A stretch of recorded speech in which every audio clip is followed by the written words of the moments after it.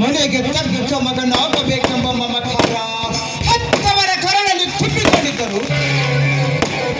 ನಿತ್ಯ ನನ್ನ ಮನದಲ್ಲಿ ತುಂಬಿಕೊಂಡಿರುವುದು 10 ಮನಗಳನ್ನು ಬರೆಯುವ ಕುತಂತ್ರದ ಕಾಳಗ.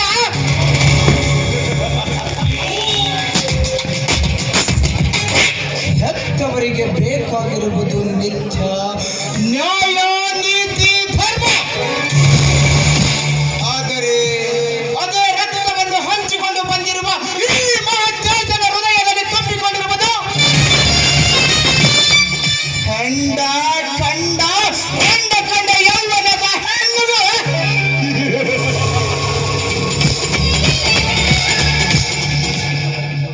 ಹೆತ್ತವರಿಗೂ ಹೆತ್ತ ಮಗನಿಗೂ ಎಷ್ಟೊಂದು ಅಂತರ.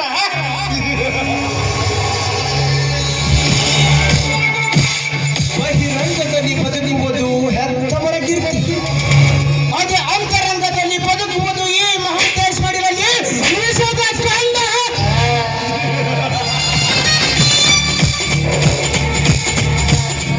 ಮನದಿಚ್ಛೆಯಂತೆ ನಡೆದರೆ ನಾನು ಮಹಾಂತೇಶ್, ನನ್ನ ಇಚ್ಛೆಯನ್ನು ತುಚ್ಛಗೊಳಿಸಿದ್ದೇ ಆದರೆ ಅವರ ಬಾಳು ನುಚ್ಚು ನೂರಾಗುವುದರಲ್ಲಿ ಯಾವ ಸಂದೇಹವೂ ಇಲ್ಲ.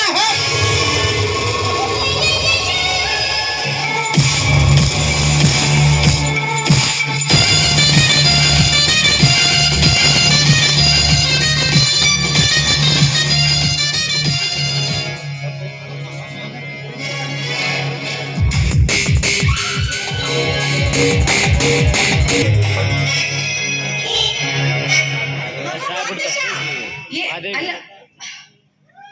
ಮಗು, ಏನಪ್ಪ ಬೆಳಗ್ಗಿಂದ ಕಾಣ್ತಾನೆ ಇಲ್ಲ, ಎಲ್ಲಿಗೆ ಹೋಗಿದ್ದೆ? ಅಮ್ಮ, ಮನೇಲಿ ಕಾಲ ಕಳೆಯಲಿಕ್ಕೆ ನನಗೆ ತುಂಬಾ ಬೇಜಾರಾಗ್ತಾ ಇತ್ತು. ಅದಕ್ಕೆ ಸ್ನೇಹಿತರನ್ನ ಕಾಣೋದಕ್ಕೆ ಹೊರಗಡೆ ಹೋಗಿದ್ದೆ ಅಮ್ಮ. ಏನಪ್ಪ ನೀನು ಬೆಂಗಳೂರಿಂದ ಈ ಹಳ್ಳಿಗೆ ಬರೋದೇ ಅಪರೂಪ. ಅದು ಬಂದ್ರು 4 ದಿವಸ 4 ತಾಸು ಕೂಡ ಮನೇಲಿ ಇರಲ್ಲ ಅಂತ ಹೇಳ್ತಿದೀಯಲ್ಲ. ಮಾತಿಗೂ ನಿಮ್ಮ ಅಪ್ಪರು ಮಗ ಎಲ್ಲಿ ಅಂತ ಕೇಳ್ತಾನೆ ಇರ್ತಾರೆ. ನೋಡು, ಇವತ್ತೊಂದಿನಾದ್ರೂ ಮನೆಯಲ್ಲಿದ್ದು ಈ ಹಾಲು ಕುಡಿ. ಏನಮ್ಮ ನೀನು ಚಿಕ್ಕದಂತೆ ನನಗೆ ಹಾಲು ಕುಡಿಸಲು ಬಂದಿರಬೇಕಲ್ಲಮ್ಮ. ಈಗ ನಾನು ನಿನ್ನ ಚಿಕ್ಕ ಮಗು ಮಹಾಂತೇಶ್ ಅಲ್ಲಮ್ಮ, ನಿನ್ನೆತ್ತರಕ್ಕೆ ಬೆಳೆದು ನಿಂತ ನಿನ್ನ ಪ್ರಾಪ್ತ ವಯಸ್ಸಿನ ಮಗ ನಾನು. ಮಹಾಂತೇಶ, ನೀನು ಎಷ್ಟೇ ಬೆಳೆದು ದೊಡ್ಡವನಾದರೂ, ದೊಡ್ಡ ಸ್ಥಾನದಲ್ಲಿದ್ದರೂ ಹೆತ್ತವರ ಕಣ್ಣಲ್ಲಿ ನೀನು ಚಿಕ್ಕವನಪ್ಪ. ಈ ಮನೆಯಲ್ಲಿ ನೀನು ಚಿಕ್ಕವನಿದ್ದಾಗ ನಿತ್ಯ ನನ್ನ ಮಗ ಚೊಕ್ಕಾಗಿ ಬೆಳೆಯಲೆಂದು ಈ ಹಾಲು ಕುಡಿಸುವ ಅಭ್ಯಾಸ ನಾನಿನ್ನು ಬಿಟ್ಟಿಲ್ಲ ಕಂದ. ತಗೋ, ಹಾಲು ಕುಡಿ. ಯಾಕಂದ್ರೆ ಹೆತ್ತ ತಾಯಿ ಕೈಯಿಂದ ಹಾಲು ಕುಡಿದಷ್ಟು ಕೆಡಕಲ್ಲ ಮಗನೇ. ಹಾಲು ಕುಡಿ. ಅಮ್ಮ, ಹೆತ್ತ ಕರುಳಿನ ಪ್ರೀತಿ ತಿಳಿಯದೆ ಏನೇನೋ ಮಾತಾಡಿಬಿಟ್ಟೆ. ದಯವಿಟ್ಟು ತಪ್ಪು ತಿಳಿದುಕೊಳ್ಳಬೇಡಮ್ಮ. ಇನ್ನು ಮೇಲೆ ಊರಿಗೆ ಬಂದಾಗೊಮ್ಮೆ ನಿತ್ಯ ನಿನ್ನ ಕೈಯಿಂದ ಹಾಲು ಕುಡಿದೇ ಹೊರಗೆ ಹೋಗುತ್ತೇನೆ. ಆಯ್ತೆ ತಾರಮ್ಮ ಹಾಲು? ಅಬ್ಬಾ, ನನಗೆ ಈಗ ಸಮಾಧಾನ ಆಯ್ತು. ನನ್ನ ಮಗ ಹಾಲು ಕುಡಿತಾನಂದ್ರೆ ಅದೇ ನನ್ನ ಖುಷಿ. ನೋಡು, ನಾನೇ ಕುಡಿಸ್ತೀನಿ ಬಾ.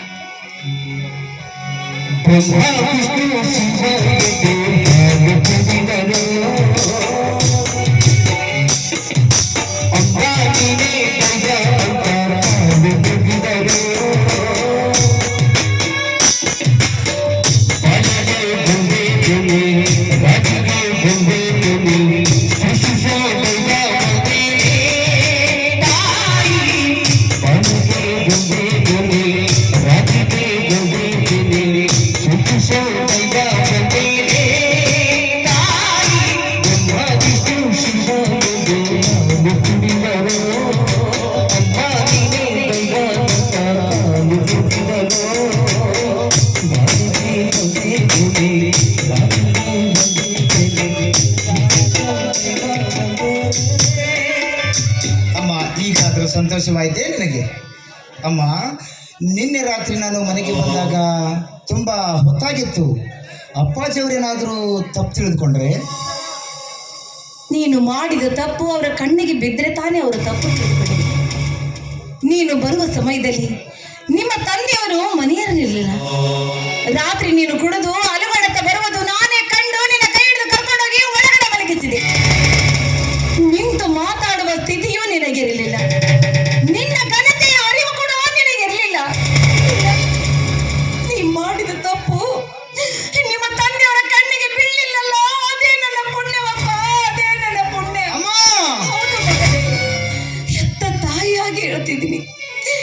ಎತ್ತ ಕರಳಿನ ಸಂಟ ತಡಿಲಾರ್ದ ಹೇಳ್ತಿದ್ದೀನಿ ಮಗನೇ, ತಡಿಲಾರ್ದ ಹೇಳ್ತಿದ್ದೀನಿ. ಯಾಕಂದ್ರೆ ಇದು ಮಾನವಂತರ ಮನೆತನ, ಧರ್ಮವಂತರ ಮನೆತನ, ನ್ಯಾಯಕ್ಕಾಗಿ ಹೋರಾಟ ಮಾಡುವಂತರ ಮನೆತನ ಇದು. ಅಂಥವರ ಮನೆತನದಲ್ಲಿ ಹುಟ್ಟಿದ ಮಗನು ನೀನು 10 ಜನರ ಮೆಚ್ಚುವಂತ ಕೆಲಸ ಮಾಡ್ಬೇಕೆ ವಿನಃ ನಿನ್ನ ಕೆಲಸಕ್ಕೆ ಯಾವತ್ತು ಕೈ ಹಾಕಬಾರ್ದು ಮಗನೇ, ಯಾವತ್ತು ಕೈ ಹಾಕಬಾರ್ದು. ಈ ವಯಸ್ಸಿನಲ್ಲಿ ನೀನು ಕುಡಿಯುವುದು, ಸೇದುವುದು, ಜೂಜಾಟ ಮಾಡೋದು ಮಾಡ್ತಾ ಹೋದ್ರೆ ನಿನ್ನ ಜೀವನ ಅಧೋಪತನ ಕೆಡುವುದು. ನಿನಗೆ ದುರಂತ ತಪ್ಪಿದಲ್ಲ ಮಾದೇಶ, ನಿನಗೆ ದುರಂತ ತಪ್ಪಿದಲ್ಲ. ಅಮ್ಮ, ಏನು ಹೇಳ್ತಿದ್ದೀಯಾ ನೀನು? ಅಂತಹ ತಪ್ಪು ನಾನೇನು ಮಾಡಿರುವೆ? ಈ ಕಲಿಯುಗದಲ್ಲಿ ಕುಡಿಯುವುದು ದೊಡ್ಡ ಅಪರಾಧವೇ? ಕೊಲೆ, ಸುಲಿಗೆ, ಕಳ್ಳತನ, ಅತ್ಯಾಚಾರ ಮಾಡಿದರೆ ತಪ್ಪಾಗುತ್ತದೆ. ಹುಟ್ಟಿದ್ದು ದೊಡ್ಡವರಾದ ನಾವು ಕುಡಿಯುವುದು ಇದೇನು ದೊಡ್ಡ ತಪ್ಪಲ್ಲ?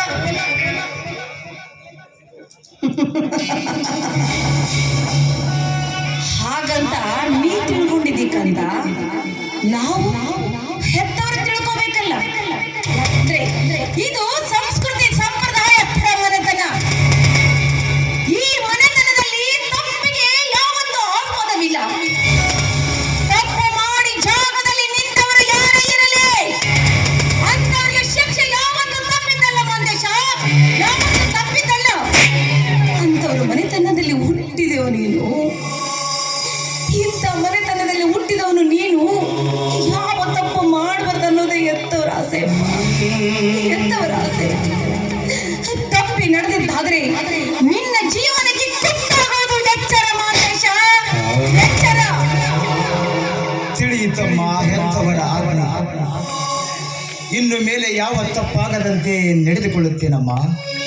ಅಮ್ಮ, ನಿನ್ನೆ ರಾತ್ರಿ ನಾನು ಕುಡಿದು ಬಂದ ತಪ್ಪಿಗಾಗಿ ಶಿಕ್ಷೆ ಕೊಡುವುದಾದರೆ ಇದೇ ನಿನ್ನ ಕೈಯಿಂದ ನನ್ನ ಕೆನ್ನೆಗೆ 4 ಬಾರಿಸಿದಮ್ಮ. ಮಂದೇಶ, ನನಗೆ ಹೆಣ್ಣು ಅಂದ್ರು ನೀನೆ, ಗಂಡು ಅಂದ್ರು ನೀನೆ. ಗಂಡ ಹೆಣ್ಣರ ಬಾಳಿಗೆ ಬೆಳಕಾಗಬೇಕಾದವನು ನೀನೆ ಕಂಡ.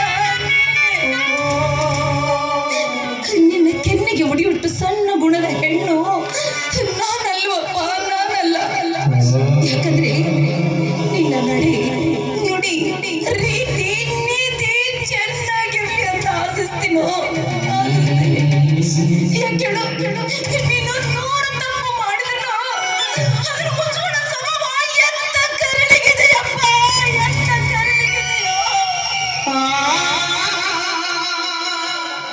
ಆದ್ರೆ ನಿಮ್ಮ ತಂದೆಯವರು ಅಂತವರಲ್ಲ.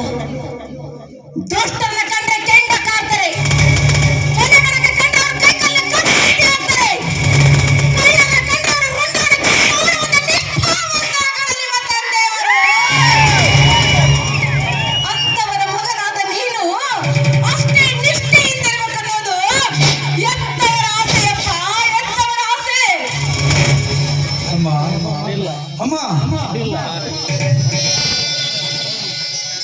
ಇವತ್ತು ನಿನ್ನ ಪಾದ ಮುಟ್ಟಿ ಹೇಳ್ತೇನಮ್ಮ, ಯಾವ ತಪ್ಪಾಗದಂತೆ ನಡೆದುಕೊಳ್ಳುತ್ತೇನಮ್ಮ, ಯಾವ ತಪ್ಪಾಗದಂತೆ ಇದೇ ನನ್ನ ಕೊನೆಯ ಮಾತಮ್ಮ. ಅಮ್ಮ ಅಮ್ಮ ಇವತ್ತು ನಾನು ಬೆಂಗಳೂರಿಗೆ ಹೋಗ್ಬೇಕಮ್ಮ. ಅದಕ್ಕೆ ಅಪ್ಪನ ಕಡೆಯಿಂದ ಒಂದು 50,000 ರೂಪಾಯಿ ಕೊಡ್ಸಮ್ಮ. ಅಯ್ಯೋ ಹುಚ್ಚಪ್ಪ, ಈ ಆಸ್ತಿಗೆ ನೀನ ವಾರಸ್ತಾರನ್ನು.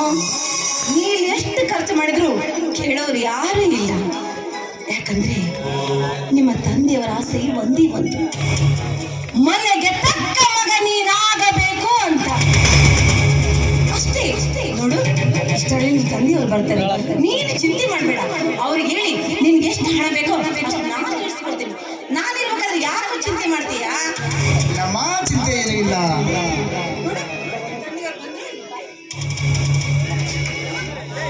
ನಾನು ಏನ್ ಹೇಳ್ತೀನಿ ಅದಕ್ಕೆ ಹ್ಞೂ ಅನ್ನು, ಏನು ಮಾತಾಡಬೇಡ, ಸರಿಯಾ?